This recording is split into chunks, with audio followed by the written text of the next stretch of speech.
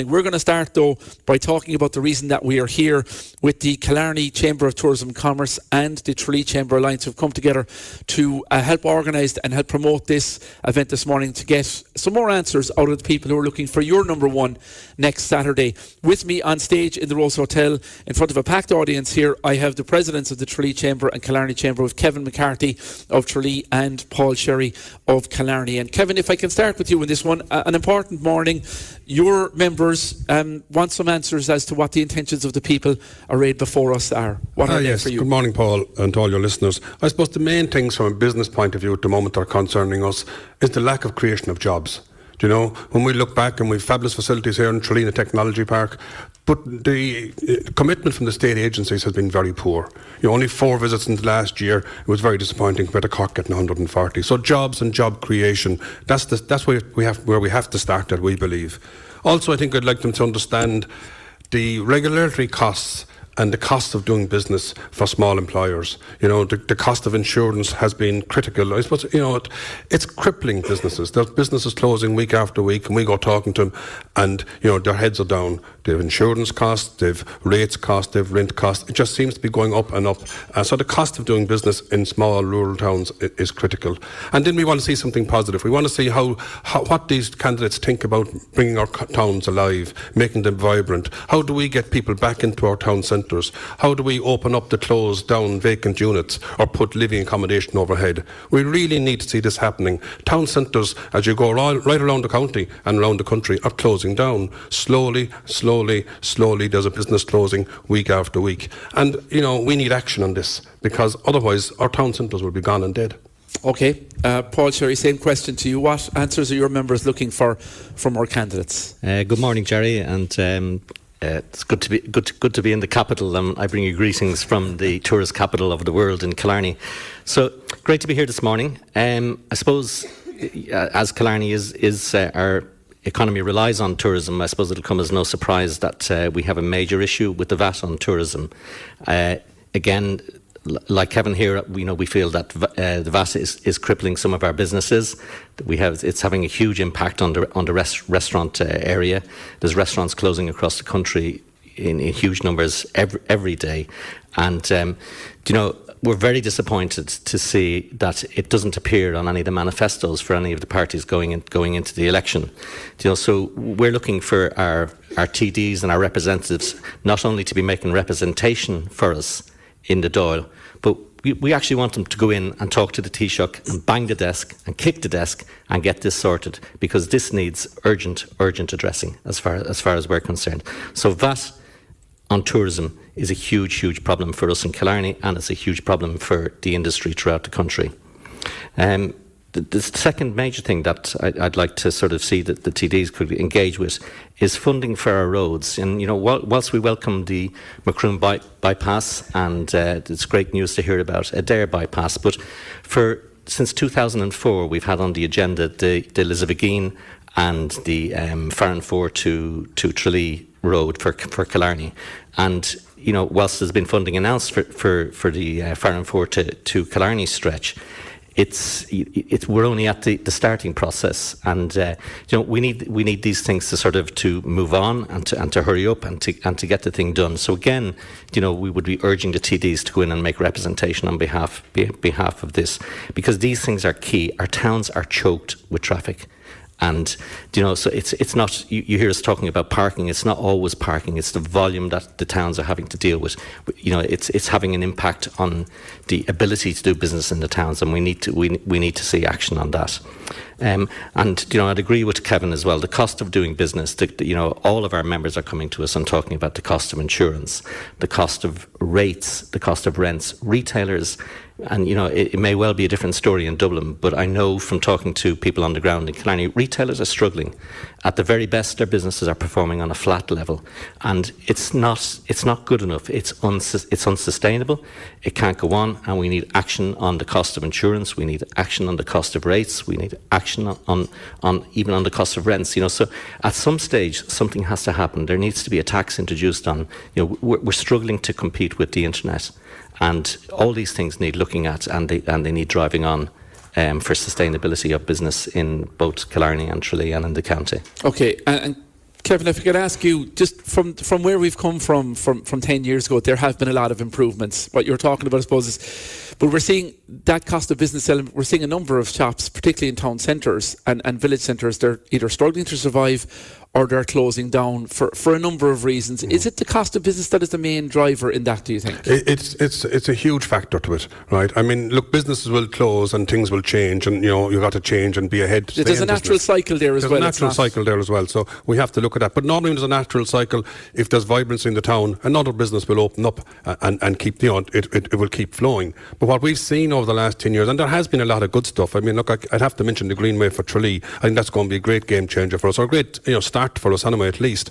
But there's a sense inside in town centres that it's always a challenge. They're up against regulatory things the whole time, and it's not easy to open a business, particularly, in town centres. There's so much going against them, and we really need some sort of a rural scheme or some sort of a scheme to help town centres get back on its track. I always said that if we had a chance in Tralee, if we had one wish to get somewhere around 400,000 or 500,000 a year for the next 4 years, we wouldn't need any IDA, because we have the contacts ourselves, in this county to go abroad and bring in business and to go and create events inside in the town every weekend. But we need to have some money. We have a great chamber in Tralee, we have great businesses in Tralee and throughout the other chambers as I meet them around the county. But we're starved for cash to be able to do something. And we really want to do something. Our towns need us to do something, but we need these guys to get us the cash. We really need, and I'd like your listeners to understand that this is a national election, not a general, it's a general election, it's not a local election. We need people at the seats, up in the Dáil, that are going to bat for us. And cabinet. And I think, luckily we had a junior minister the last time, but we need a minister in Kerry. We need someone at that top table shouting and working for us. We really do, because we're only getting the hind leg here, I mean, Dublin is flying, the other counties are coming on, and really, local businesses down in Kerry are suffering big time. OK, Paul, if you'd one pledge that you want the new government to take action on, what would it be? I think for us, really, it's infrastructure. I think, the tourism obviously is the mainstay of Killarney, but the tourism can't survive unless the infrastructure is there to support it. And, from a county point of view, unless we get the infrastructure right, it's going to impact on us. Visitor numbers are set to rise over the next 3 to 4 years, and we're struggling to deal with what we have. We've got great capacity to expand our operations, both in Killarney and Tralee. Killarney is the engine, perhaps, or we would see Killarney as the engine of Kerry, driving tourism into Kerry. But if we choke Killarney, we're also going to have an impact on Kerry. So, we need to get that right, and and hopefully that will improve things for everybody. Will follow from there. Yeah, absolutely. Okay, gentlemen, my thanks to both of you for outlining the views of your members. We have a number of different questions, different areas that your organisations have been talking to your members about in the run-up to today's debate. It's going to feed into some of the questions we're going to ask our candidates this morning. We'll be getting our first panel of candidates. We're splitting them into 2 panels of 6 this morning. In association with the Tralee and Killarney chambers in the Rose Hotel in Tralee, we have our 12 of our candidates that are running in this election. We've had an apology this morning from Sean O'Leary, who's running as an independent. I have our first panel of candidates to talk to this morning. We have John Brassil of Fianna Fáil, we have Ted Cronin, Independent Animal Welfare, we have Daly of Sinn Féin, Sonny Foran of Aontú, we have Danny Healy-Rae, Independent, and Mike Kennelly of Fine Gael. We're going to start with these 6 gentlemen, give you all a minute to introduce yourselves and tell the people of Kerry why they should vote for you. Danny Healy-Rae, I'll start with you this morning. Thank you, Jory. Hello to all the listeners. I have been an elected representative since 2003. I have worked tirelessly on behalf of the people that I have been honoured to represent both locally and nationally. I pride myself by being available to the people. I hold over 100 clinics every month, and people know that I am always available. I believe I have an advantage over my competitors, as I have an understanding of all the issues that face people in our society, and I can call it as it is because I'm not bound by the shackles of any political party. I'm totally committed to the people of this county, and I understand fully what my role is, and that is to work for people, whether it's an individual, community or county-wide issue. For example, I'm extremely proud that I initiated a bus service to Belfast for people to get their cataracts removed, because it was either go to Belfast or go blind. Finally, I'm asking the people to come out and give Danny, me their number one vote. We're out of time on that. That's 1 minute. Pat Daly of Sinn Féin, you're next. Yep, Muela Buicas, the Radio Kerry and Clr Conchacht and Sean Youth. It's quite clear from the conversations that I've been having with people around the county that the people of Kerry and indeed Ireland think that it's time for a change. In government, Sinn Féin wants to give workers and family a break.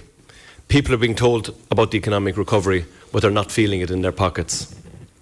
If elected, my priorities will be to legislate to guarantee the right to a pension at 65, to abolish the USC on the first €30,000 of your income, to freeze rents and make them affordable, to deliver 20,000 homes per year, to reopen closed hospital beds and recruit frontline workers that we need to run them, employ them directly in the hospitals, end the insurance rip-off.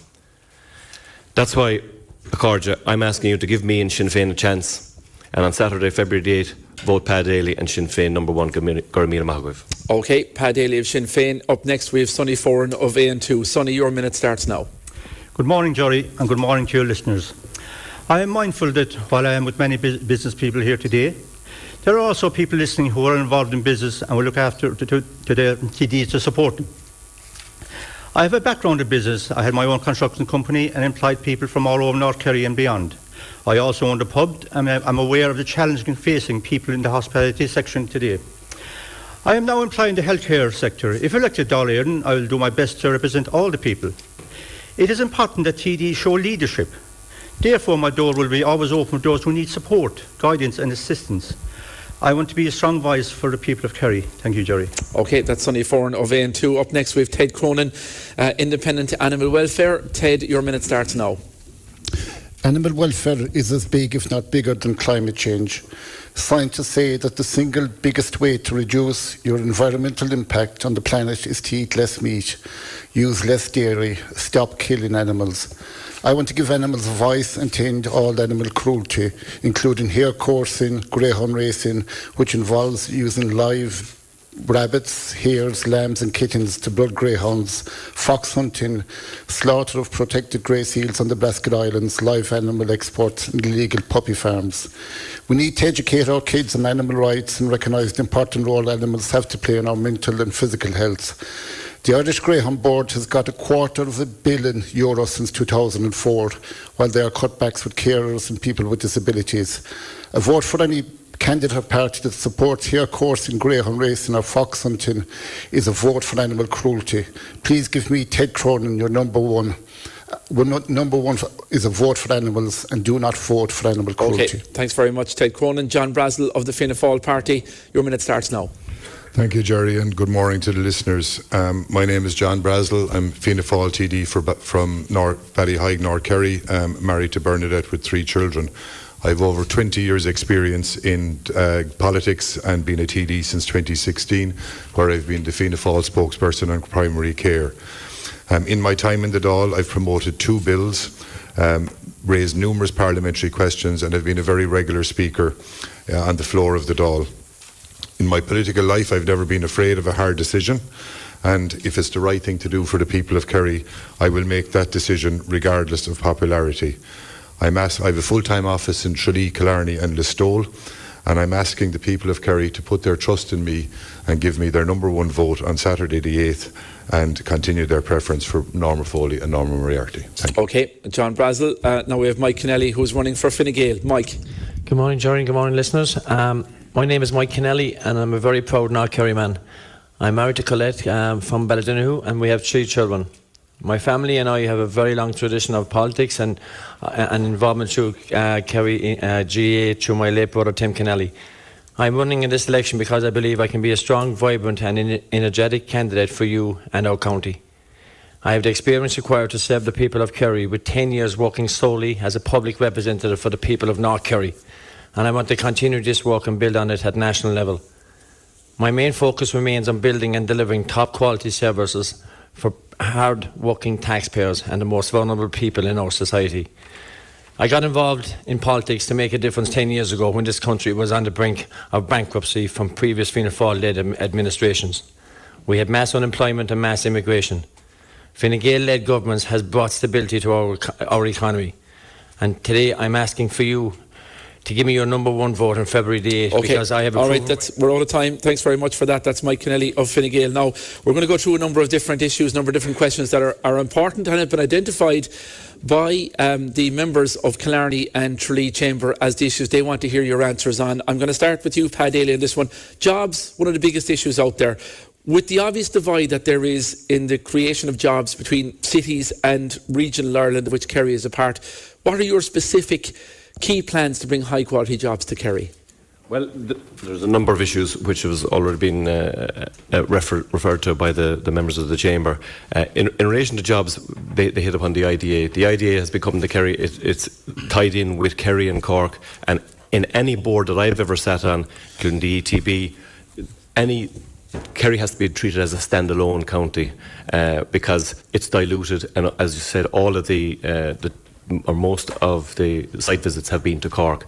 We also have to work with what we have in this county. I've had a proposal for the last few years to try and keep the courthouse in Ash Street, to move jobs from the periphery of the town into the town centre and into the Denny site, because the studies have shown with town centres across England that you need to not only have people working or not only people living in the towns, but you have to have people working in the towns as well. So if you could bring 150 jobs into say Tralee town centre, well, that would improve. Because I know somebody who works in the HSE, and she's saving €100 per week because the HSE moved from the town centre out to the periphery of the town, and she's not spending money, she's not having a coffee, not going for lunch.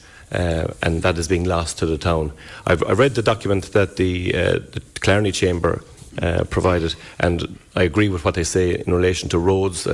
The bypass from Lissaviggeen, that needs to be done, and the other bypass as well from Castelllock and the Farn 4 into Killarney, that has to be fast-tracked. It's been approved for a long time now, and something has to be done about that. Okay, and what would you say then to the worries, and we have a listener question here which echoes the question I was about to ask you.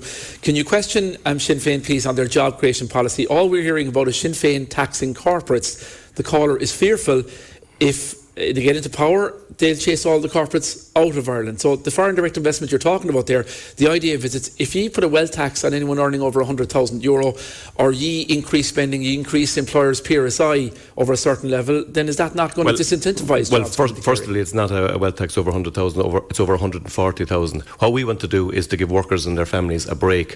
What we want to do is abolish the USC in the first 30,000. That's going to bring money back into the economy. We want to abolish the property tax. That's going to have put money in people's pockets, and they're going to spend in our towns. That's what's going to happen. We want to give the money. Increasing employers' PRSI?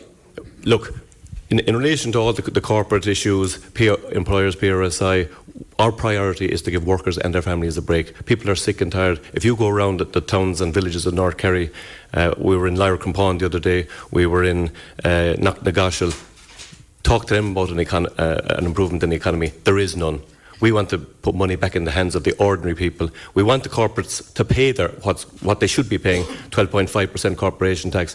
They have been getting away with it for too long by not paying their full amount. All we want it's still going to be the cheapest corporation tax in Europe. They're not going to be flying off anywhere else because there is no better deal anywhere else in Europe. They're going to be staying in Ireland. But we want them to pay what's due. When I see people who are paying for their children to go through college, their grandchildren are in Australia, and they're paying the USC property tax, they're paying for everything. Even the property tax was increased in the last year, and they see corporation tax, which is at the lowest rate in Europe, they are aggrieved. Okay. Our priority is for the workers and the families. Okay. Give more money back to them. Danny Healy-Rae, jobs question for you. What will you do to create jobs if you're elected again? First of all, we all have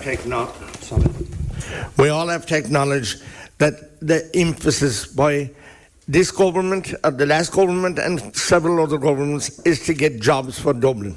And every morning we wake up, it's 100 jobs in Dublin, 300 jobs in Dublin, 500 jobs and 1,000 jobs for Dublin. There has been no emphasis, minister or else, to bring jobs to Kerry. And then the IDA are not to be found at all. Is this done? Yeah, keep it going. Hello. First of all, we have to acknowledge and protect the jobs that we have. And the employers that we have, and small employers are finding it increasingly difficult to carry on. And I, as a former employer, know that Friday evening comes very fast, and when you have to pay the employees, and rents are gone up, insurance has gone up, red tape and all that goes with it is making it very difficult for small employers to survive. Yeah, what will you do, though? We know the problems. What will you do if you get re-elected to help create jobs? That's what the people want to know. I will continue to fight for proper infrastructure. Take Killarney town.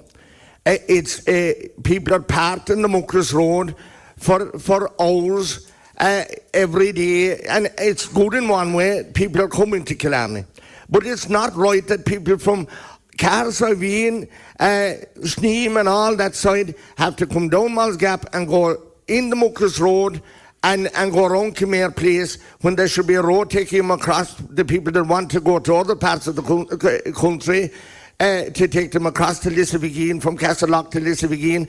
I'm glad that I used my leader's question in 2016 to ask that the Killarney bypass be reopened. 50,000 was made available the first year, and subsequently to that 500,000 has been made available. And I want to make it clear here, the TII are we'll say, supporting Lissaviggeen to Fan 4. That's not enough. They'll have to add on the tangent from Lissaviggeen to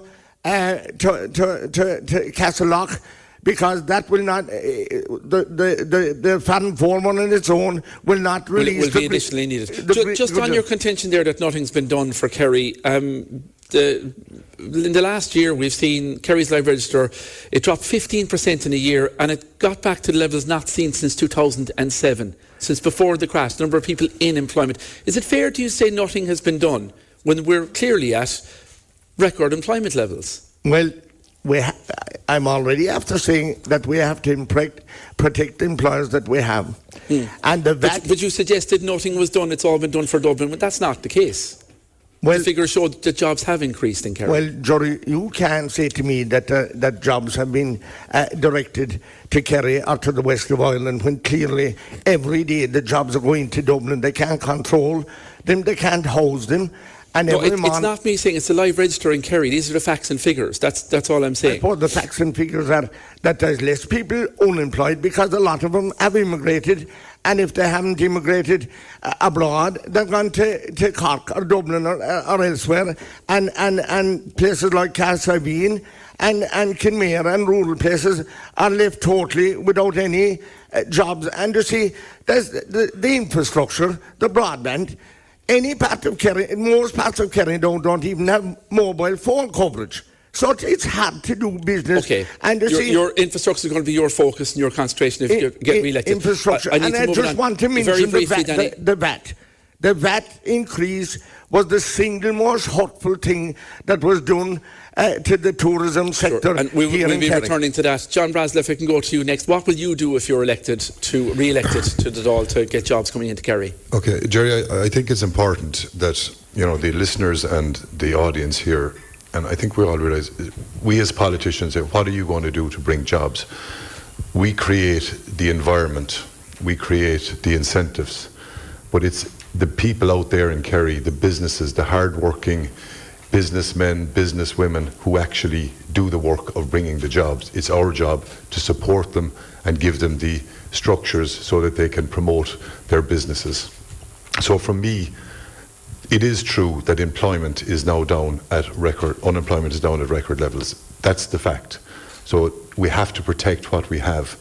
The single biggest threat to what we have at the moment is Brexit, and any incoming government, and if Fianna Fáil are part of that incoming government, I will be focusing on ensuring that every support is put in place for the businesses in Kerry so that any negative effects of Brexit, which there will be, is alleviated with support. That's something that's critical, and it's something that we have to do. The point about a separate IDA executive for Kerry is also very important. We're a peripheral county and we deserve special status. Last week, 7 people came over from the UK from a company called Blossom Homes. They're looking up at setting up a manufacturing centre in Kerry for building rapid build prefabricated houses.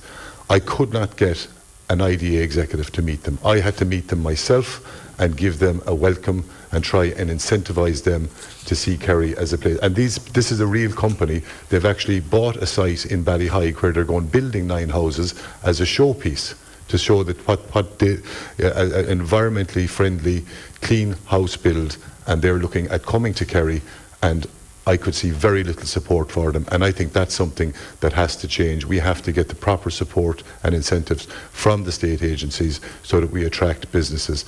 And everything else then is linked.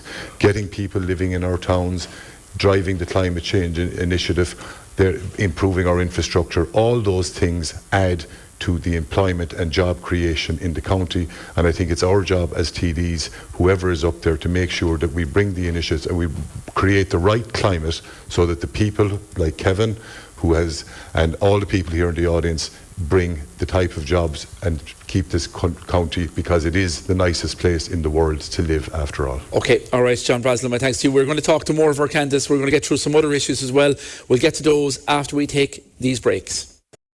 Yeah, you're listening to Kerry Today, coming to you live from the Rose Hotel in association with the Tralee and Killarney Chambers for our live 2020 election debate. We've John Brassil, Ted Cronin, Daly, Sonny Foran, Danny Healy-Rae and Mike Kennelly, our first group of candidates up on stage. And Mike Kennelly, I want to go to you next. Can you respond briefly just on, and we're going to move on to some other questions as well here because I've limited time, but can you respond briefly to what John Brassil had to say there about a company coming over, looking to find out what's going on, looking to set up, and no one from the IDA available? What is that, a failure of the government? I suppose 4 visits from the IDA into this county last year. It's just not on. It's just a real letdown to the county in general. And I suppose reading the manifesto of the Chamber Alliances is the one thing they specify is just that we need to establish an IDA base for Kerry. It's very, very simple, with a specific remit and resources to source jobs for this county. It's vital that we invest in this county, and we are doing that. I think the biggest thing that came from Kevin at the start of the show was that, you know, our towns are choked. Our towns are choked. We are providing a proper infrastructure going forward. We have 3 bypasses actually approved coming in to I suppose, connectivity to this county, which is enormous. From the south, the Macroom bypass, into the north of the county, their bypass. So connectivity is it's a big priority for Fine Gael to get people and industry to get them into this county, to get people, I suppose, to walk and make it more accessible. Obviously, there's a Listowel bypass too. And the one thing, like when the towns are choked up, people don't want to stop. People just want to continue on their journeys. So we're going to make that more accessible. Okay. It's really, really important that the other issue is, and it's that. linked to jobs, town survival featured fairly highly for the members of the Chambers. Mm-hmm. What will Fine Gael do to improve the viability of town centres? We're seeing a number of businesses close down in Tralee in the last 6 to 9 months. Other towns as well struggling to get people maybe living and working in the town centres. What will you do if you're elected? Yeah, look, on the hustings of the last couple of days and weeks, I suppose really the biggest issue is the cost to run a business.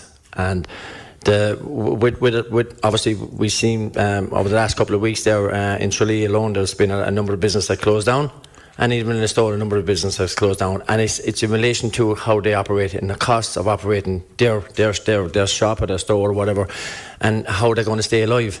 It's insurance costs, it's rent costs, it's rates, and I got a lot of rates on the door. Now you can say the rates is primarily a Kerry County Council issue, where we budget our books at budget time, and if there's a reduction on the rates, but there is a rates evaluation going across the country, in the next over the next year and a half. So there is a new rates valuation. Jerry, I suppose how do we stabilise people in our towns? Jerry, is basically what you're asking, and it's to invest more. And I keep saying this, and roads, and especially where I come from, the roads in our Kerry needs multiple amounts of money to resurrect for people that are into our towns, leaving our towns and commuting and working in our towns, to be honest, Jerry. Okay, on the issue of the town centres, Ted Cronin, what would you do to revitalise Tralee, Killarney, Listowel, Kenmare, Dingle, Carr, Sabine? Yeah, Jerry, and I suppose it comes back to just the lads mentioned the IDA, and surely it's a TD's job to ensure that the head of the IDA gets down here. And the strange. Well, he's from here. He's from Kerry. And that makes it more stranger.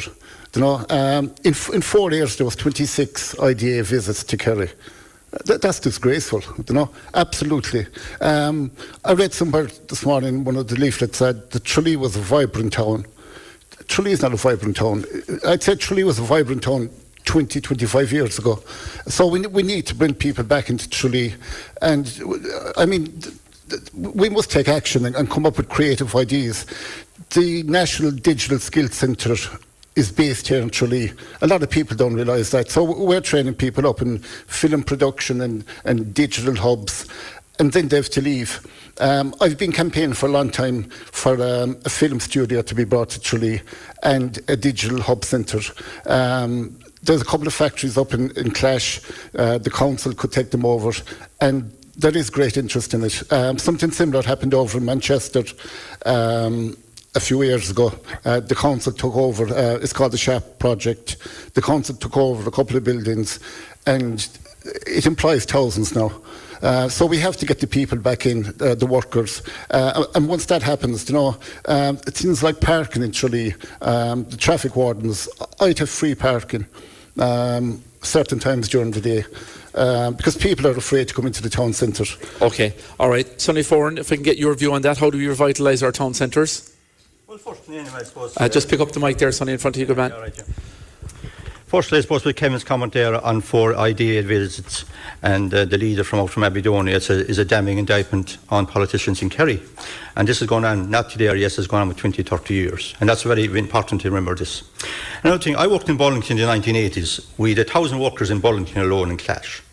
And there were approximately 6,000 people employed in Tralee town alone at that time. People were able to afford the mortgages, get a mortgage and pay for a mortgage, not a minimum wage. And this thing about the unemployment is going way down. It's easy to do it if you go on the minimum wage. To attract industry to Tralee, you need to have 2 networks.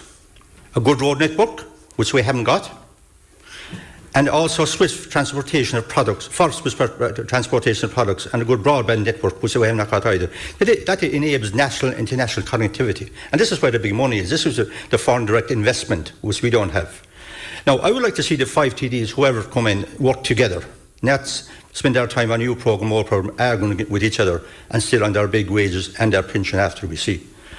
You know, I suppose looking forward from the construction industry, I was in it for many years, you know, we have to get back to FOS, to training people to stay locally, not training people for England and America, you know.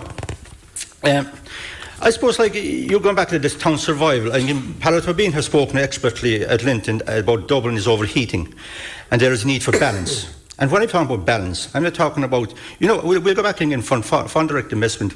If they come to Dublin and they see these fabulous areas off the N7 and the Sinn, and then they come down to Clash in Tralee, which I loved, and I worked there, and that was like, it's a ghost town. It's like Detroit after the Ford collapse, you know? Yeah.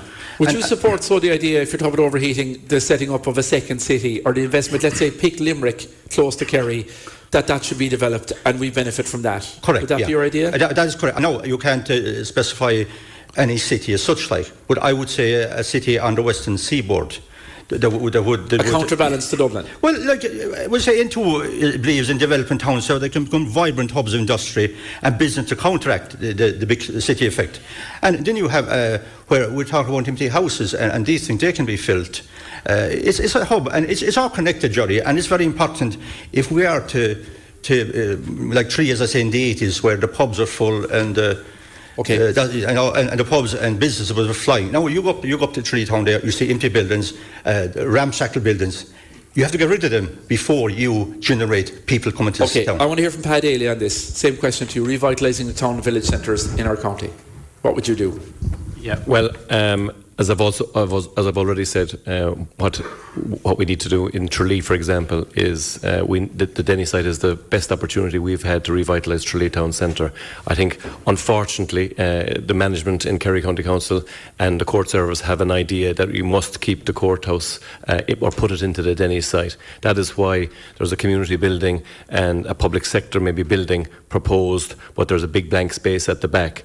The courthouse shouldn't go there because there's no added investment to the town centre as a result. There are about 80 people working in the ETB centre on the John Joe Sheehy Road. There are a further maybe 100 over in Kerry County Council buildings. Get those into the centre of town. Have people not only living but also working in the centre of town. That is vital for town centres. Government services coming from the town centre. Exactly. The jobs, people going to the cafes, having their lunches. Increasing trade in the town centre. You need people in the town centres. Obviously, Tralee Town Centre has been damaged with Manor West and also with online shopping. That's the root cause of the downgrading, let's say, of Tralee Town Centre. Okay. I agree also with there's the traffic congestion in Killarney. That's a separate type of issue. You don't have the same level of underinvestment in Killarney as you have in Tralee. Danny Healy-Rae, same point to you. What will you do on this area? Microphone again, Danny. Good man. Just pick up the mic. Thanks. First of all, I have to say, Jory, the cost of insurance is crippling to every man and woman in our county, whether it is the young driver, whether it is the big business employer, or whether it is the farmer or the small employer. Everyone is being affected. Carnival committees, charity committees, they can't get insurance.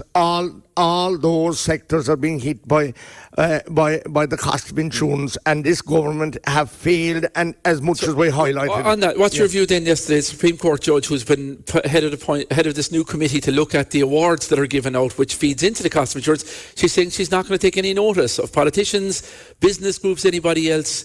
The judge will be deciding for themselves what the insurance payouts will be.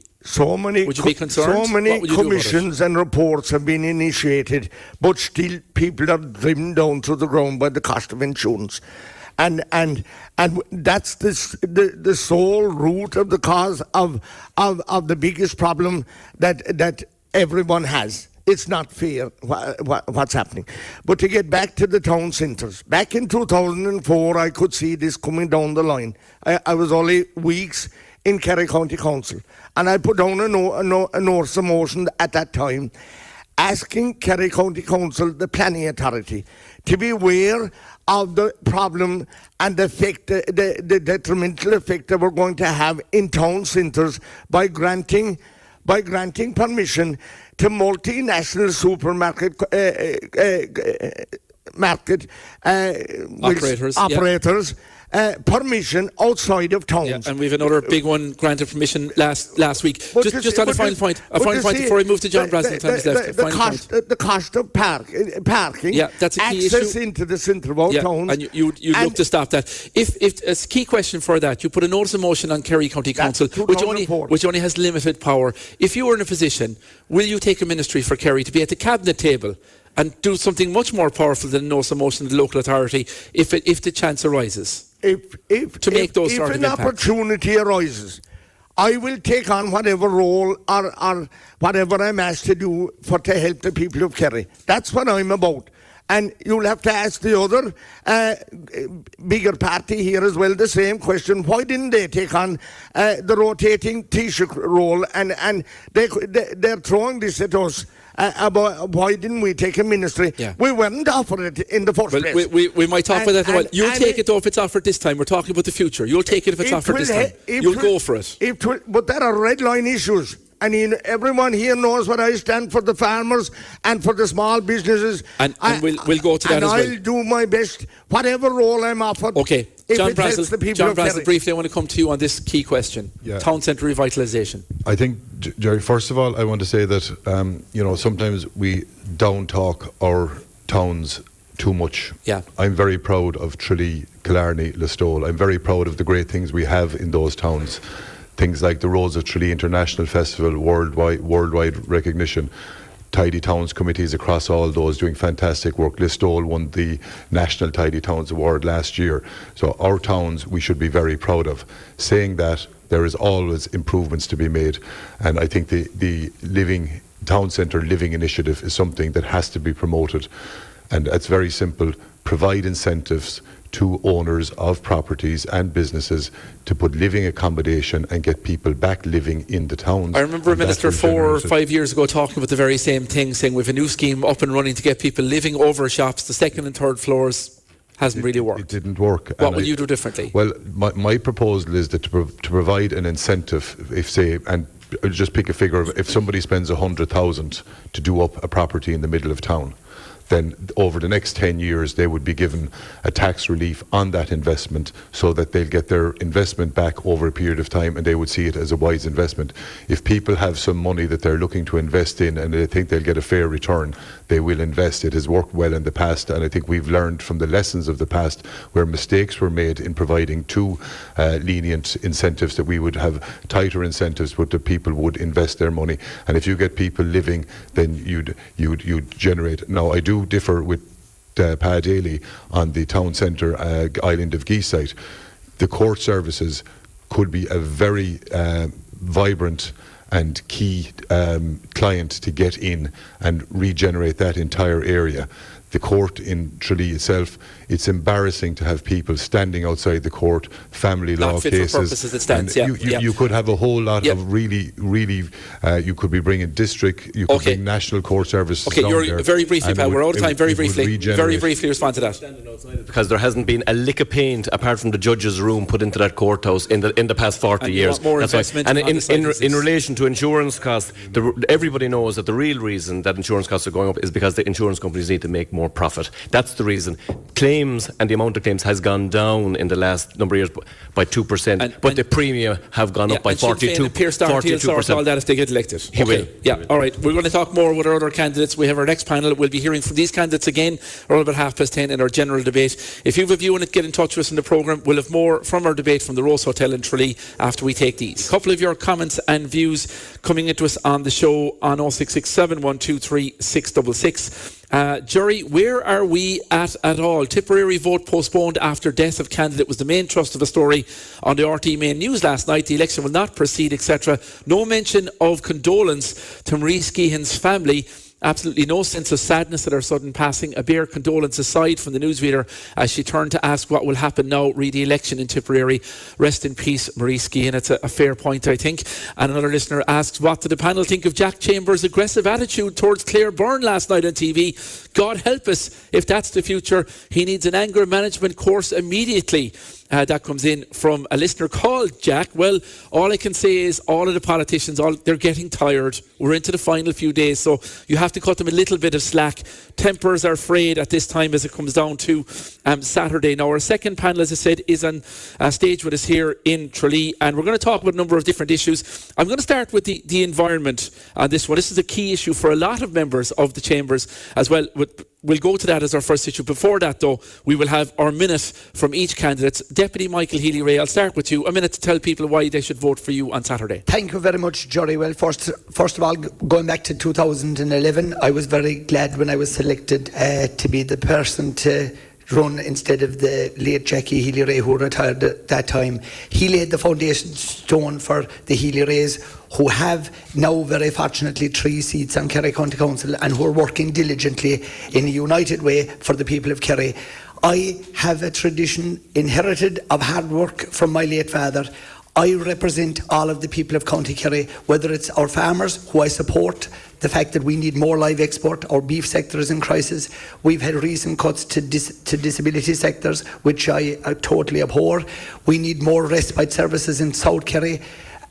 We need a strong voice to be a representative for all sectors of society in County Kerry. I believe that over the last number of years I have proven to be that voice. I am deeply involved in every community, in every parish, in every town. I try to be as much to as many people as I can and to have a meaningful role in their life. Thanks very much. That's Michael Healy-Rae. John Bowler of the Irish Freedom Party. Why should people vote for you on Saturday? Good morning. My name is John Bowler. I represent the Irish Freedom Party. I'm part of the diaspora, and I returned to Ireland 4 years ago and gained my citizenship. Previously, I spent 8 years in American politics, serving 2 terms as a city council member and mayor of a tourism-dependent California beach town where I owned a landmark beach pub for 25 years. I also served on the board of the local chamber as the vice president for economic development. My job here today is the same as the small boy who once innocently pointed out the obvious that the emperor has no clothes. Thanks to the EU, Ireland is in a financial basket case, and Kerry is in economic meltdown as they deliver devastating hits to our 3 major industries of beef farming, fishing, and tourism. But it is you who have elected and re-elected the same politicians and parties that have facilitated these disasters. Einstein said, repeating bad decisions and expecting different results is a sign of insanity. Kerry desperately needs a new doctor to treat that illness. All right, thanks very much. Your minute is up. Thank you. Norma Foley of the Fianna Fáil party, a minute to tell us why people should vote for you on Saturday. Good morning. Thank you, Jerry. I'm asking the people of Kerry to consider me for their #1 vote or next highest preference on Saturday, based on my strong record of committed and effective representation for the people of Kerry to date. If the county of Kerry is to thrive, survive and compete effectively, we need the focus of national government directed towards this county, and it is my view that that absolutely has not happened in the last number of years. 11,000 people are on waiting lists for treatment at University Hospital Kerry. Why is this? 2,800 households are on a Kerry County Council housing list. Again, why is this? 1 in 5 jobs in this county is tourism related, and yet there is little or no support for this hugely important industry. Why is this? I could go on. I'm asking the people of Kerry to consider me for #1 vote. I will ensure a strong voice for Kerry at national level and commit to putting the Kerry agenda centre stage. Vote 1, Norma Foley. Cllr Mike. Norma Moriarty of the Fianna Fáil party, you have a minute. Thank you. Good morning, listeners, and thank you very much for this opportunity. Norma Moriarty, seek your #1 vote on February the 8th. I'm committed to finding solutions to the issues that face us all. Balanced economic development is essentially the banner headline that everybody in this country should be looking for. We are proposing to be national politicians. I don't just want to focus on localised issues, but if we effectively look at our national situation, then the local situation automatically improves.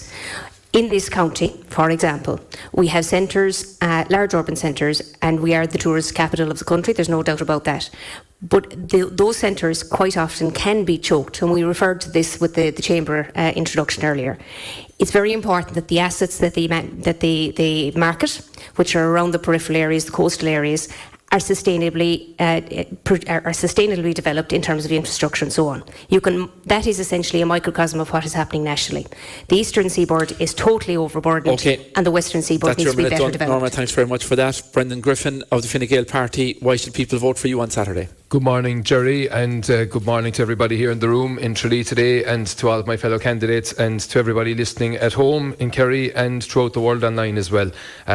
Very glad to be here with you all this morning, and I'm respectfully asking people for their support on Saturday to help me to continue my work. I've worked extremely hard over the last 2.5 years as a minister, over the last 9 years as a TD, and before that as a county councillor on behalf of all of the people of Kerry. And I've put my heart and soul into my job. I've delivered as much as I could possibly have delivered in that time. There are certain things I haven't been able to deliver, but certainly what I have done, I feel, has made a big difference to the lives of the people of Kerry. And I want to continue that work. And I'm very much focused on the future. I'm a young father of 2 young children. Them and their generations are very important to me in terms of the future, building a sustainable future here in Kerry for everybody, improving all of our lives, protecting our services, building our infrastructure, making Kerry the best place in the world to live. I believe it is a great place to live. It can be better, and I want to continue my work. All right, Brendan Griffin, that's your minute done. Cleo Murphy of the Green Party, why should people vote #1 for you on Saturday? People should vote Green because we're facing into a major climate crisis and we are the only party with serious experience in this.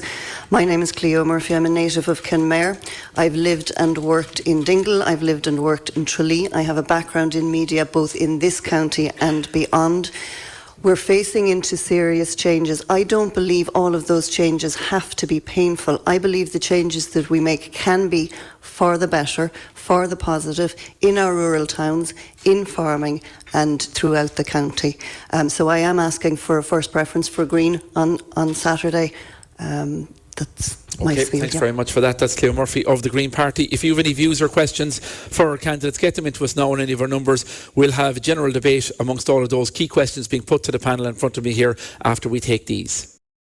Okay, welcome back to the Rose Hotel in Tralee for our live outside broadcast and our candidates debate ahead of election 2020. On Saturday, we've John Bowler of the Irish Freedom Party, Norma Foley of Fianna Fáil, Brendan Griffin of Fine Gael, Michael Healy-Rae Independent, Norma Moriarty of Fianna Fáil and Cleo Murphy of the Green Party on stage with us here. We're going to go next to a question on the environment, and this came again from a lot of the members of Tralee and Killarney Chamber Alliance. What will candidates do in their first 100 days to support climate change, also being cognizant of the importance of the biodiversity of Kerry's landscape and the quality of life and our various industries? If I can go to you, Norma Foley, first in relation to this. What will you do at this key question, which is becoming more and more focus now of all party policies? Absolutely, and it is, I would say, the focus also of the general public. It's a huge, huge issue for all of us, and I think that's a very positive thing, because it means there's also an acceptance of responsibility from everyone.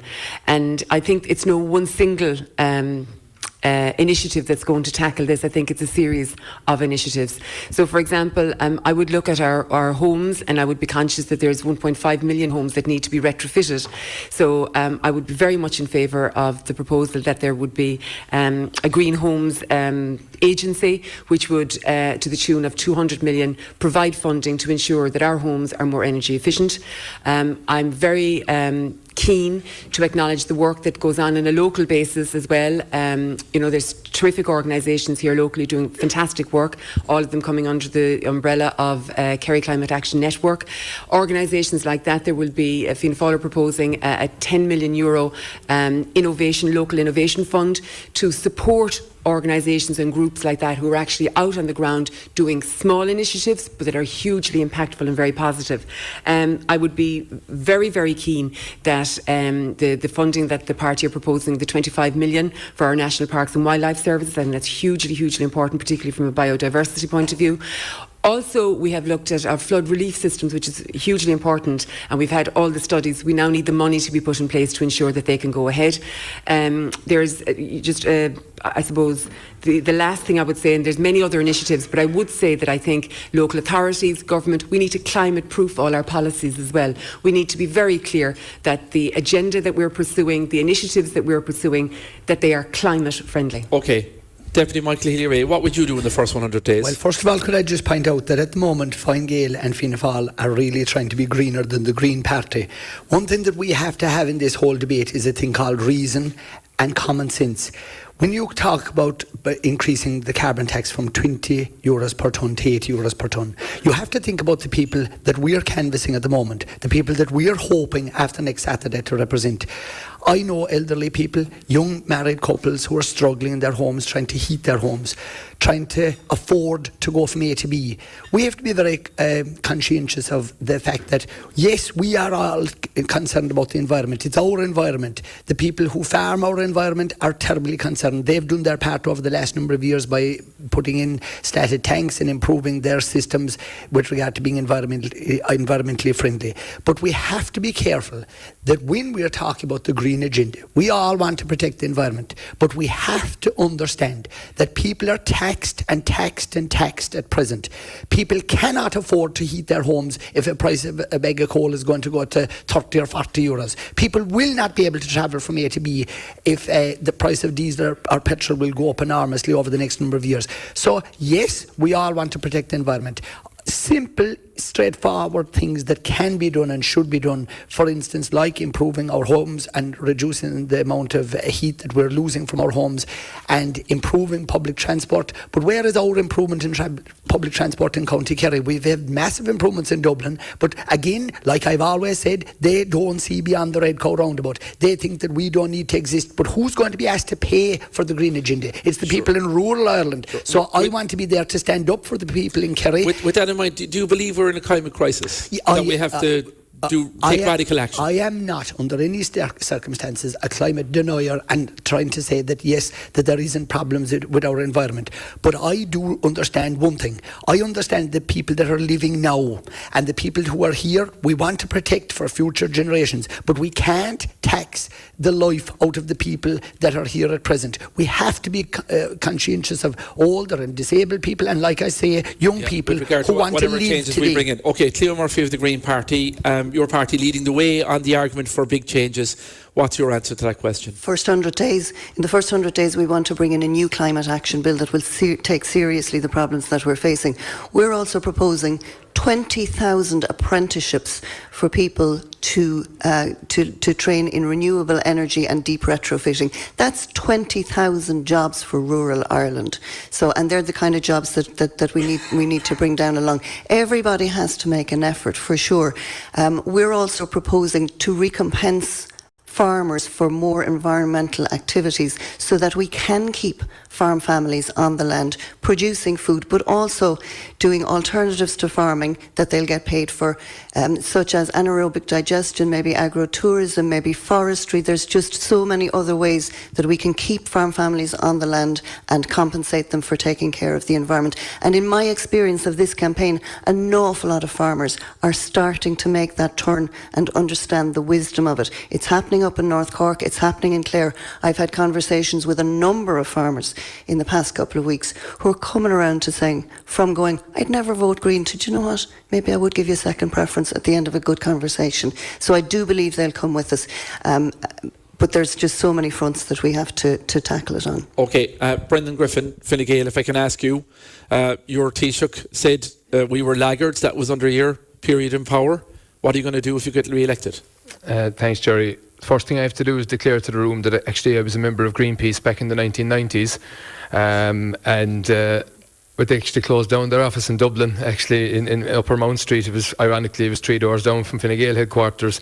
But it's one thing I would say is very important, and it is very welcome that we're actually having this conversation now in terms of mainstream debates, and that's something maybe that wasn't even happening as recently as 2016, and that's positive, and that is something that is to be welcomed. And I certainly, I suppose, would take the view that we absolutely need to do more. We absolutely, I echo the words of the Taoiseach, we haven't been doing enough in this country all along. But I think the key approach here is that we would bring all communities with us as well, and that nobody in this discussion would feel alienated or would feel victimised as a result of this discussion. And from speaking to people on the doors throughout this county and in different communities throughout the country through my ministerial role, some people feel that they are being blamed, that the finger is being pointed at them, and I don't think that that's going to work in terms of our approach here as a country. We need to be more inclusive, we need to bring everybody with us on this, and yes, there will be difficult decisions that are going to have to be made, and there's going to be a lot of changes that are going to have to be made, but the price of not doing that as well is far too high. So certainly within the first 100 days, what you asked me to do, personally, and I've spoken to my team in my office about this, we're going to have to take a more responsible approach ourselves in terms of single-use plastics, in terms of paper use, energy, but I would like to be part of the Fine Gael negotiating team, if the people of Kerry re-elect me, to try to help and do my part here in terms of the green agenda, but taking a rural perspective on that as well, and ensuring that what we do going into the future in any potential programme for government talks would also as well be something that is practical and that is achievable for rural communities as well as the country as a whole. Okay, Norma Moriarty, Fianna Fáil, what would you do first 100 days on this issue? First 100 days, I'd actually love to see all the excessive packaging that we have in our supermarkets done away with, and I'd love to promote that and incentivise that where we possibly could. We also have a lot of industries and small businesses that are developing now in terms of organics. They're using online platforms to rocket deliveries, for example, in South Kerry is a business that has taken off, green farms, all of these. There is an appetite for this. People want it because it's healthier. It's not just a trendy trend issue. It is actually a healthier way to live, and it suits our agri sector also. We do have great land producing great food here, and indeed great beef and great lamb. In relation to the Green Agenda and the farming community, however, there genuinely is concern and fear, and I've been canvassing an awful lot of people around this county, and they are fearful of it. There's an acknowledgement and acceptance, yes, of course, that we have to do it. Remember, farmers and rural people are the custodians of the land. They're the ones that have looked after it for all of these generations, and hopefully there'll be enough of them there to do so into the future. But they have to be facilitated to do it. They have to be supported to do it and incentivised to do it. And take, for example, sequestration. If you're going to re-wet bogland, and there's a very solid scientific argument for doing so in terms of carbon holding, pay the farmer to do that. Don't let it up to market forces and say, well, you know, go ahead, portion off a section of your land to do this. They have to be paid to do it. Farmers are like every small business person or every household where they're providing for their families. They simply want to provide for their families and make a living. You know, there are no enemies in this. We are genuinely in this all together. And in fairness to Mary Robinson, she outlines that very brilliantly in her book that she wrote in relation to climate change and climate emergency. But we must work together and incentivise that. Okay, John Bowler, I want your view on this. Irish Freedom Party position is fairly clear, or you don't believe there's a climate crisis? No, not exactly, Jerry. Don't put words in my mouth on that. But to be fair, I want to question... What is your party's position on it? I would question first the nature of this question, because the first 100 days is a ridiculous timeline. Nothing is going to happen in the first 100 days, despite the best of intentions. People up here have been in Dublin for 5 years, and nothing's gotten done. And now you're asking that we get some stuff done in the first 100 days. It's silly. It's not going to happen. Now, one of the nice things about being my age is that I've seen a lot of history come by with things like the global climate change and all that. In 1970, the Boston Globe and the Washington Post ran their articles telling us how the Ice Age was coming. And there was all the way through the 80s, we were assured that the climate was cooling and that we were going to see a new Ice Age. And even, The Guardian in 74 said space satellites show an Ice Age coming fast. Well, then the numbers didn't bear that out. You know, it didn't get cooler. So then we had to have global warming. So now everybody was saying the Earth is heating. And so that sounds, John, like you're saying there's no crisis, that it's all being made up. All the scientists, all the climate reports. I'm saying that if there was a crisis of rising sea levels, I don't think Obama would have bought on the coast. All right? Yes, a lot of this is overhyped. But that is not to say that we can't do things to improve our environment and improve Kerry and everything else. There's very practical things. I walk the roads in Kerry all the time and see trash and litter everywhere I look. Now, if our own people can't show respect for Mother Ireland enough to not throw crap out of your car window, how do you think you're going to fix the environment? You know, if they can't build a hospital, if they can't fix potholes, and they're telling me that they can fix the global climate, I'm a little skeptical, particularly when they want to tax us all to do that. So some of this, I think we have to look at what's in our ability to do, what we can practically do. Now, we've got a candidate running in County Cork named Frank Shinnick. He's a farmer, and he's very literate on the subject of glyphosates, which are an insecticide and an herbicide that they use that is polluting our soil and doing serious damage to the environment. We can start attacking things like that. Those are practical things we can do. We don't have to try and heal the globe. We just need to make Kerry a better place. Okay, all right, John, thanks very much. I want to move on to the issue, and it's been raised already this morning, but it was identified as a key issue for a lot of the members. This is the issue of VAT on tourism. Brendan Griffin, I'll start with you on this one. You're the minister involved here in your department. The 9% VAT rate was brought in, worked very well. A lot of businesses in Kerry, a lot of hospitality, very upset that it was increased first of all, but also increased all of a sudden back to 13.5%. What will you do to try and help those businesses? Yes, Jerry, the Fine Gael Labour government of the day in May 2011, it was one of our first actions as a new government, introduced the 9% rate down from what was traditionally the 13.5% rate. It was introduced as a 2-year temporary measure. As you know, at the time I was very proud to vote for that at the time and to ensure that was introduced. And after the 2 years, and of course at the time we know we had record unemployment as well, and the tourism industry was absolutely on its knees. And it was a 2-year temporary measure. I was one of the people to the fore in extending it year after year after year in 2013, 14, 15, 16, 17. Unfortunately, in 2018, I was not successful in ensuring that that was continued, which was 5 years after it was originally due to conclude. By that stage, though, however, we did have record tourism figures. We had employment reaching 260,000 people in the hospitality sector. I still believe that the appropriate rate of VAT for the tourism sector in this country is 9%. I'm continuing to fight that battle within my party. As a party member and as a minister within government, unfortunately, you have to take the issues that you don't agree with sometimes with being part of that. But one area that I think is critically important, and we know, and I'm absolutely acutely aware of the fact that costs is a huge challenge, rising costs is a huge challenge for businesses. But what I've also tried to do through my role, and I've worked extremely hard, working with industry, working with the agencies, is also to drive demand. And we have seen record visitor number figures in Ireland in 2017, 18 and 19, the years that I've been a Minister of State in the Department of Tourism. We have come through the Brexit crisis to date, and it's not over yet, relatively well, considering the huge reliance that we have on that market. But I want to see increased investment in our overseas marketing, and that is happening through budgetary increases that I have helped secure, get more people in, but also support the industry on the ground as well with investment Michael in Healy-Rae, products your response and on the VAT increase, what would you do if you're elected on it? Well, first of all, I want to declare I'm a ratepayer since I was 19 years of age, so I understand business, be it small business, medium business, or the larger businesses that we have in County Kerry. Definitely, since the government, the present government and the people that supported it, since they increased the VAT rate, it has had a detrimental effect on many businesses in County Kerry. Over the last number of weeks canvassing, it has been said to me over and over again, how could this happen? I was very glad during the years that Minister Noonan retained the VAT rate at the older rate at the 9%.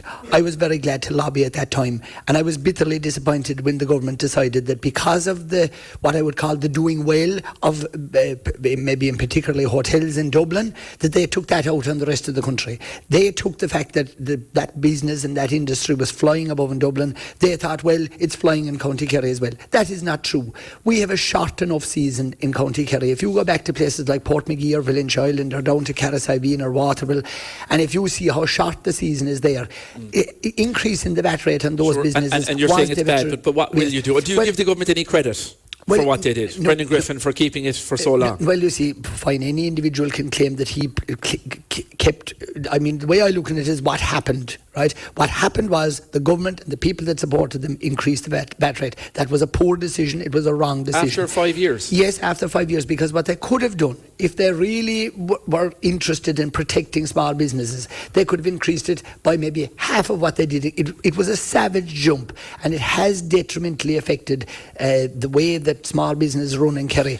I'm very proud of the tradition of business in Kerry. The fact that in our towns we have hoteliers, we have restaurants. If you're lucky enough to be a senior minister in the next government, could happen, will you look to reverse that? Will it be one of your red line issues? What I would say to is the first thing I would have to do is the people would have to be kind enough and good enough to elect me on Saturday, and if they did do that, and if I found myself in any position of being able to help or assist the people of Kerry in a stronger way, of course I would gladly take on that role and I would fight for them. And again, I understand small business. I understand what it takes to pay people on a Friday, to pay public liability insurance, to keep the lights on and the doors open, and that is a difficult job. And the best placed person to understand that is somebody who has been doing it all of their own lives, because a pile of people talk the talk, but they don't understand what it really takes to run a business. All right, we're going to have to leave it there on that one. If you have a view for us on what our politicians have been saying thus far, get in touch with us on the programme on 066 712 3666. We'll have more from our candidates after we take these. Yeah, we're live here in the Rose Hotel in Tralee with thanks to the Killarney and the Tralee Chambers of Tourism and Commerce, and we're talking with our candidates. We have all 12 of the candidates that we have available to us this morning. Sean O'Leary, Independent, is giving us his apologies. He couldn't make it this morning, but I want to talk to all of you now. I'm going to be giving some rapid fire questions in relation to this, and we'll be moving things on pretty quickly in the time that's available to us to try and get to as many issues as possible. One of the big issues heading into this election, maybe a little less focused on it now, but it's very, very important, and that is the issue, and it's been raised again by Chamber members because it affects everything, the issue of housing, the issue of providing availability for accommodation for people, both the people on the social housing list, but also young people who wish to live and work in this county, perhaps maybe people who wish to return to this county. Where will they live if they choose to come and live and work in Kerry. Pat Daly, I'll start with you on this one. What will Sinn Féin do to try and sort this issue?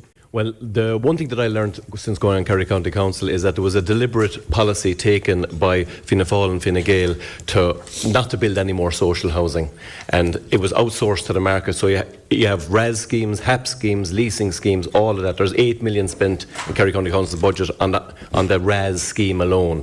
But while there aren't people living on the streets in Kerry, people in Dingle, people in Listowel, people in Killarney, their children cannot get housing to rent because rent prices have increased as a result. So when we were in Dingle a few weeks ago, there was a woman whose daughter, who's living on her own with 2 children, has had to move out into the countryside. So the social isolation has come as a result of that. So what Sinn Féin needs to do, or wants to do, is build 100,000 houses over the next 5 years, because that will free up the market.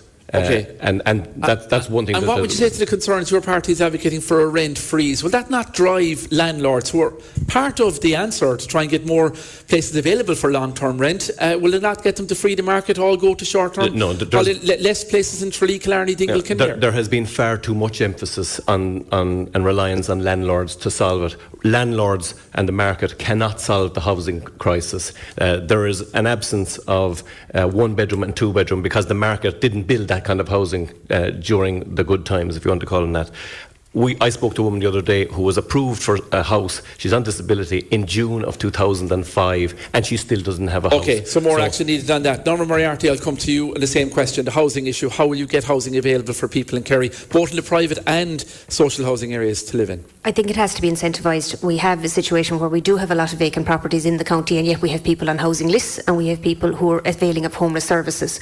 To incentivise it, look, I saw through the council to put forward a motion similar to the rent-a-room scheme, where people can have tax-free income of up to 14,500 to rent a room, which is availed of in urban centres for students and workers and so on.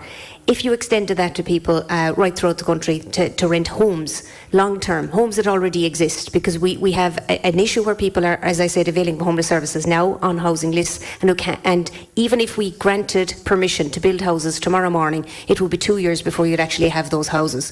So we have to do both. We have to do the short-term and release the houses that are there into the market, and essentially manage it, if you like, or positively discriminate towards those people who would qualify for social housing. Mike Kennelly, Fine Gael, on the issue of young people coming to live and work or staying in Kerry. It's now the oldest population in Ireland. Our population is relatively static over the last number of years. What will you do if you're elected to try and get people to come back after they leave for education, or maybe to stay here in the first place? Yeah, look, there is a first-time buyers tax rebate of up to 30,000 for people to get on the property market.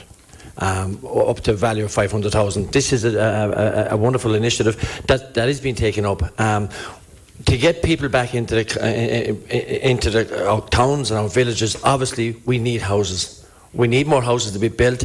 During our bad years in this country, there was nothing built. Our rents have gone extremely too high for anyone now that is working to pay rent in any town. And even in any village now, to get a house to rent, the prices are just too high for young people to even settle down and the one thing that's the biggest issue that's out there, our national average wage is just too low in Kerry. It's way too low. Our national average wage across the country is over 45,000. In Kerry, it's about 24,000. Okay, so more action needed on that one. I want to move on to the issue of public transport. I'm going to go to Danny Healy-Rae at the end of the line there. Danny, the issue of public transport, if Kerry is to develop, we'll need more public transport. It's almost non-existent in our main towns. What will you do to solve that problem? Certainly, Jory. We have been let down in the area of public transport. But you see, we must recognise that people do still need to use their cars, because a place like Kerry is so expansive. And you will never have a public service to serve all those people. That's why I'm saying that people do not need to be crucified further with the cost of diesel and the cost of petrol for getting to and from their homes. From places like Coig and Larrick, from places like Shronbeg and Rathmore. So no to a carbon tax is what you're saying? No to the carbon tax. We have enough taxes and people are suffering enough to try to keep cars on the road as it is with the state of some of our roads. Okay, Cleo Murphy, I want you to answer that question and answer it on the public transport issue as well. Your party's advocating for less roads, no more road development really, more on public transport. Get people out of their cars. Thanks, Jerry. It's my top priority on my canvas card is public transport because it solves so many problems. It would be good for our tourism industry, it would be good for our students, it would be good for our old people. We have to get a super public transport system in Kerry. I'm really sorry to hear Danny giving up on it so quickly. We need the bypasses are going to take as many people out of Kerry as they are bringing it in, and I'm very fearful about people commuting to Cork and Limerick from work and absolutely hollowing out the county as a whole. We need to get public transport to bring people into the reaches of the deep part of the Ring of Kerry. You would massively increase spending on public transport. We're proposing to double it. Okay, all right. Michael Healy-Rae, an issue that also is an issue is the issue of training and recruitment. We're talking about building all these extra houses. The hospitality sector is crippled in many areas, in specific areas, with a demand to get staff. There are businesses having to poach staff off each other, causing big problems. What would you do to fix that problem? A lot of people in this room can remember when we had the old system of CERT, we had ANCO, we had training in basic services that are really required, in particularly in the tourism and hospitality sector. You have to train people. It can give them the basis, the foundation stone for a future career in that sector. And rather than them having to leave our county for training, that training should be available in County Kerry. It is in limited ways, but it should be expanded. And one thing about young people and keeping them in County Kerry, the one thing that has to happen is our pillar banks, the banks that we bailed out, that the taxpayers bailed out, those banks will have to start lending to young couples who need money to start out in life. And also, our local authorities need to build more local authority houses. And I have offered solutions to the Minister for Housing. More social housing. Norma Foley, I want to go to you. We're limited on time. Norma Foley, same question to you. Young people, a way to keep them here perhaps maybe, and also get training going in construction and hospitality. Just a number of things there. It's hugely important that we would keep our young people here, that we would have opportunities in terms of third level education for them. The advancement of the Munster Technological University is just a huge potential benefit for us here in the county. We have a very highly educated young population already, but to take it the next step to university status would be immense for us. That would be number one. Number two, to retain them then, we must also look at, you just mentioned the apprenticeships there. I think there has to be a specific apprenticeship programme, and we're looking at to propose that with places for people who are particularly focused on going on to the hospitality sector. We also need an increase in apprenticeships. I think there's a huge opportunity for apprenticeships into the local authority as we would have had before, training, skilling people up. So it's a joined up thinking approach. Okay, Brendan Griffin, if I can come to you on a separate issue that has been raised as well by members of the Chambers, this issue of childcare. My 4-year-old son will have no preschool to go to tomorrow because they'll be busy up in Dublin protesting the situation that exists at the moment. No proper recognition for staff, no proper salary for staff, huge pressure on the system, a demand for places. What will your government have to do better next time on this one if you get in? My 4-year-old is going to be canvassing with me tomorrow as well, Jerry, so we're affected by that as well. We also rely on after school services as well. So first of all, I just want to acknowledge the massive role that everybody working in the sector plays in Kerry, and also to say that I, for one, within our party, represent the party view in terms of we're fully committed to supporting this sector. We've hugely increased the overall spend in terms of early childhood education over the last number of years. They're not happy, they're protesting tomorrow. We absolutely need to do more. More to support families in terms of meeting the costs, but also more to support the terms and conditions for the people who are at the front line as well, because they do an enormously important job in terms of particularly those first 5 years. We have a number of key issues set out in the party manifesto, which is there for everybody to see. I will be meeting with people at the front line tomorrow, discussing that with them, and I want to see the commitments that are set out being met as well, because it is critically important to all of our communities that people would have the best start in life. Sonny Foran of Aontú, I want your answer on this, and maybe related as well to the situation of carers. I know you're a family carer, or you have been a carer for many years. What would you do if Aontú get into power? Well, I suppose... Need a microphone, Sonny, good man.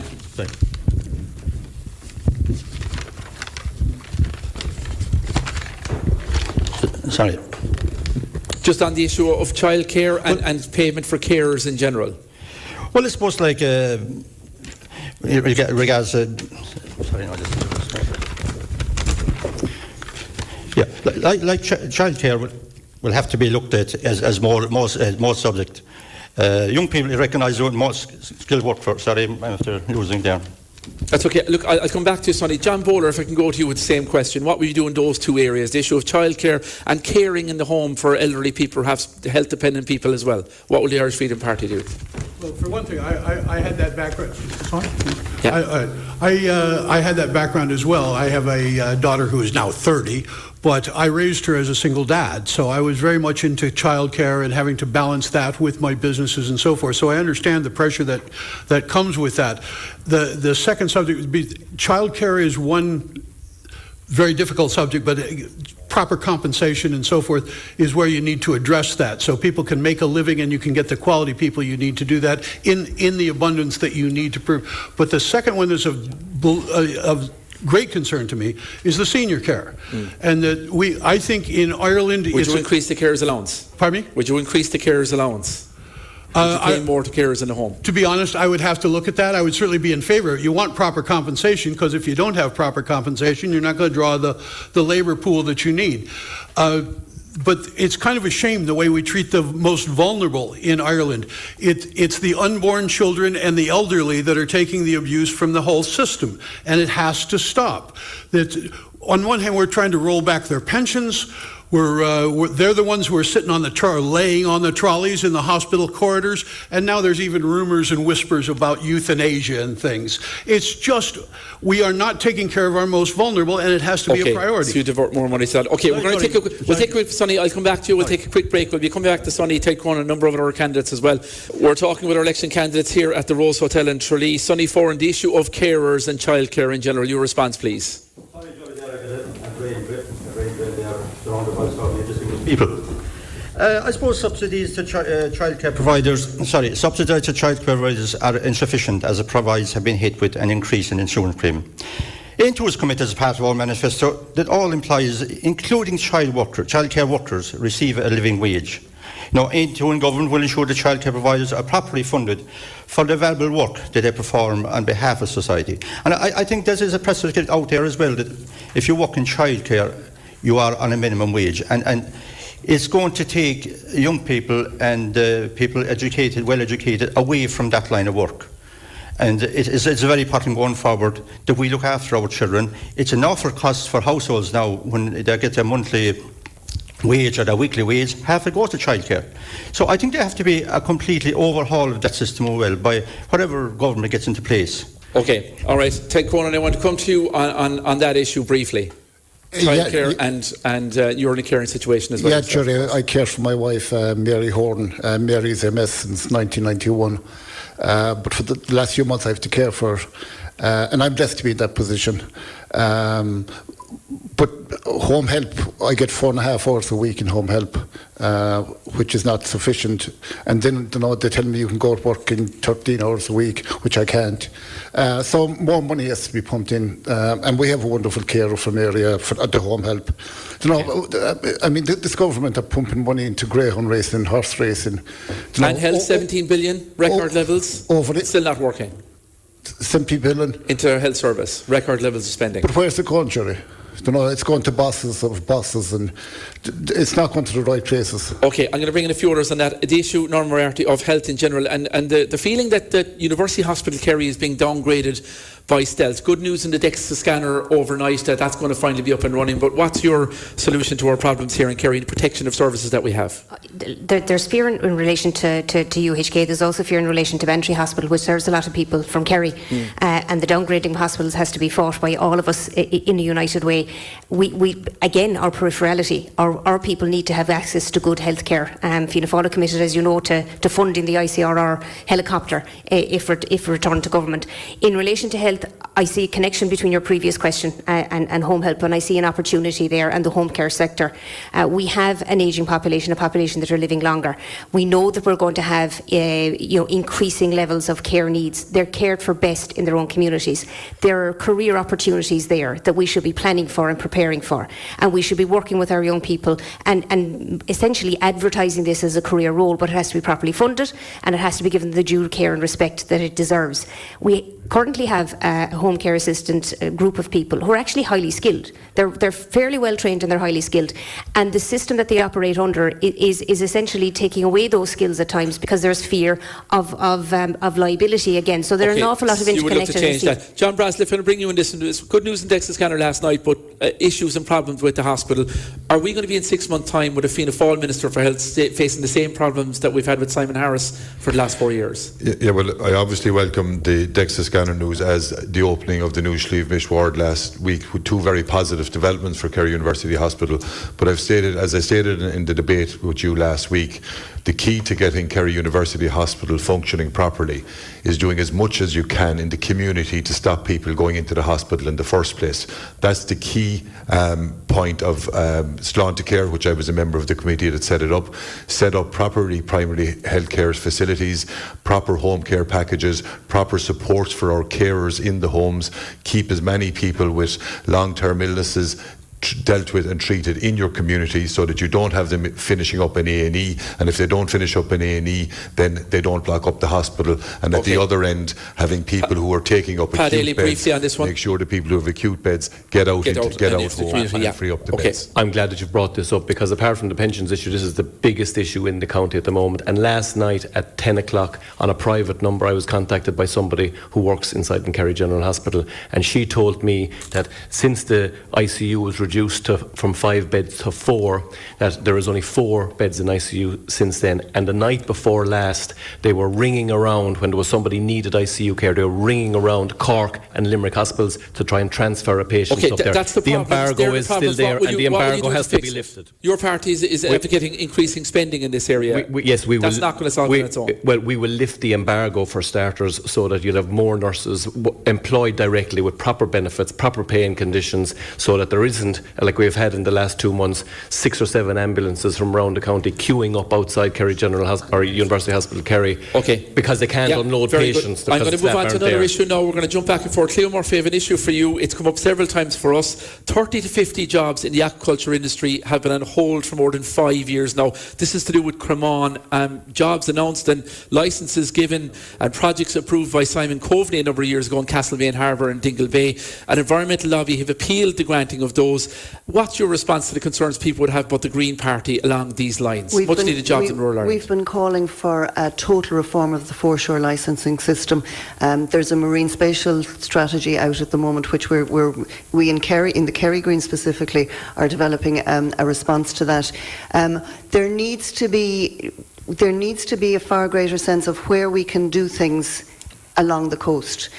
What amount of the coast we're putting over for recreation, or what amount of the coast we're devoting to aquaculture. The keeping of an Is there room for aquaculture in the Green absolutely. Party? There absolutely at a level where local people are running the business. But when you get very large scale developments, they really do have to be queried because of their environmental impact. But think about the shellfish production. I mean, it is actually a very environmentally friendly way of producing food if it's done properly, but it definitely has to be regulated, and it as I say, that spatial strategy is going through at the moment, and we're going to have an input into that. Okay, Norma Foley, if I can come back to you just on the health issue as well, and University Hospital Kerry, how are you going to manage things better if Fianna Fáil get into power? Well, for Kerry and for UHK? Yeah, I think the key issue really is that we are a level 3 hospital at University Hospital Kerry, but we are, as you have said, being diminished. We're the only level 3 hospital, for example, that doesn't have a respiratory consultant. Nina is a level 2 hospital, and they do.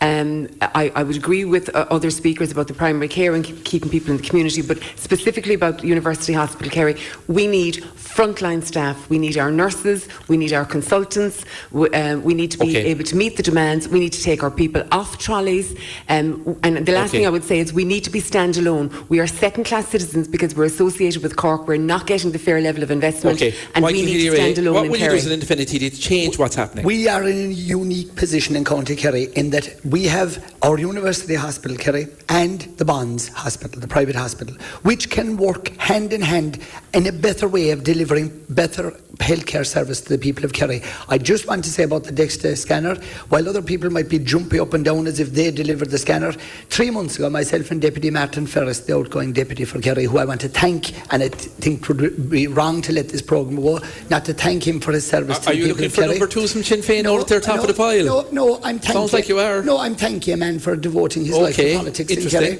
and I want to thank him for that. Sure. And I want to also say that he and I both raised this issue. We had a topical debate in the Dáil where we demanded the Minister for Health to deliver the operation of that DEXA scanner, taking into account the massive fundraising that was done privately by individual people who put it in place in the first instance. But again, the Bonds Hospital, which is an excellent hospital, can work more in conjunction with our own public hospital. Has to be used more. Yes, I want to go to your brother, Deputy Danny Healy-Rae. Same question to you. Downgrading of our health services. What will you do if you're an independent TD to try and fix our health service? The first thing, I have you told this before, I'd send half the HSE managers home. I'd employ more nurses and more doctors and pay them properly so that they will remain in Kerry and in Ireland. And the other thing, it's a scandal to God that half of Cllr Community Hospital is still unopened. 10 beds in Dingle Community Hospital not open. We were promised 38 more beds last year by the Fine Gael government, supported by Fianna Fáil. They never. How will you change it if you're re-elected? How will you change it? Will you have to be a minister to change that? To make the changes needed to open up Cllr? If I get re-elected, and there's a big if in that, I have to get re-elected on Saturday. I told you before, whatever role that I'm asked to undergo, whether it is Minister for Agriculture or whatever it is, I'll take it on behalf of the people of Kerry. And I tell you one thing, Jory, that people won't be...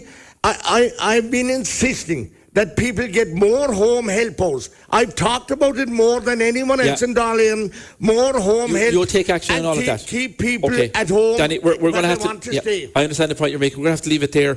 Ken Tobin, CEO of the Tralee Chamber Alliance. Quick wrap up with you on this. We've heard from our candidates lots of issues. Unfortunately, we couldn't get to everything this morning, but we got a good airing of the issues that are important to people in business in this county. We did, and look, I suppose it's to a certain degree, it's a good sign that the candidates that are running this year have a very good understanding of the key issues that are affecting the people of Kerry. I think the one thing we're very cognizant of is over the past 2 years we have seen the 8 chambers in Kerry work very, very closely together, because while the towns in Kerry and the areas of Kerry are diverse in the issues that are affecting them, I think we all have to wear the Kerry hat. We all have to come together as an entire county and fight for what is important for us.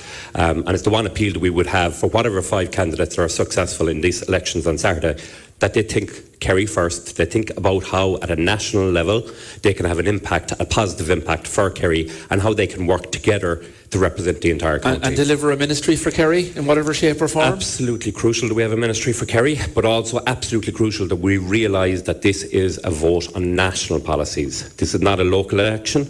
This is a national election, and how that can best impact positively the people and the businesses of Kerry. Okay, all right, Ken, we'll leave it there. Look, my thanks to all of our candidates who took time out of their busy schedule to be part of our debate this morning. The very best of luck to you on Saturday in the election.